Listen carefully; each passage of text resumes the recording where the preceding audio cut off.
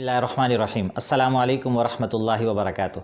मुअज़्ज़ज़ नाज़रीन किराम, देखने में आता है और कई दोस्त अहबाब इस मसले के मुताल्लिक़ पूछ भी चुके हैं कि जब हम नमाज़ पढ़ते हैं तो नमाज़ पढ़ने के बाद जब नमाज़ मुकम्मल हो जाती है तो जाए मुसल्ला को थोड़ा सा एक कोने से फ़ोल्ड कर दिया जाता है और इसके बारे में कहा यह जाता है कि अगर मुसल्ले को एक कोने से फ़ोल्ड न किया जाए, जाए नमाज़ को फ़ोल्ड न किया जाए उसका एक किनारा, तो वहाँ पर आकर शैतान नमाज़ पढ़ लेता है।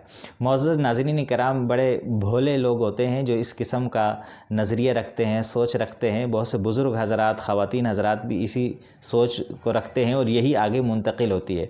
ये अवाम में गलत बात मशहूर है कि अगर शैतान ने नमाज़ पढ़नी ही हो तो वो अल्लाह के हुज़ूर वैसे भी नमाज़ पढ़ सकता है, उसे हमारे मुसल्ले के कोने को फ़ोल्ड करने से उसका क्या ताल्लुक़ है।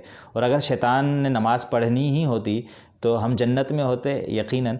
तो इसका मसले का शरीयत से, दीन इस्लाम से और फ़िक़ही मसाइल से हरगिज़ कतन कोई ताल्लुक़ नहीं है। आप नमाज़ पढ़ लेने के बाद जाए मुसल्ला को सीधा रहने दें तब भी दुरुस्त है, उसके कोने को फ़ोल्ड कर लें तब भी दुरुस्त है, मुकम्मल फ़ोल्ड करके मुसल्ले को, जाए नमाज़ को एक साइड पर रख दें तब भी दुरुस्त है। इसका शरीयत से हरगिज़ कोई ताल्लुक़ नहीं है। मुअज़्ज़ज़ नाज़रीन किराम, सदका जारिया समझकर वीडियो को शेयर ज़रूर कीजिएगा और चैनल को सब्सक्राइब कीजिए, बेल आइकॉन को प्रेस कर दीजिएगा।